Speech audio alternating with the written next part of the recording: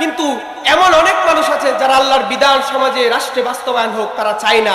এমন লোক আছে না নাই?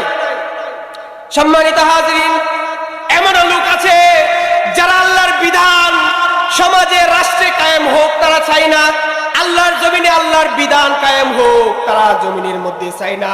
তারা মনে করে এইগুলো সেকেলে, এগুলো পুরনো, এইগুলো সেই আগের যুগের, এই যুগের জন্য না, এগুলো বর্তমান যুগের না।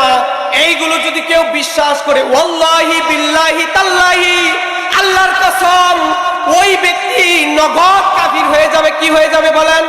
কাফির হয়ে যাবে।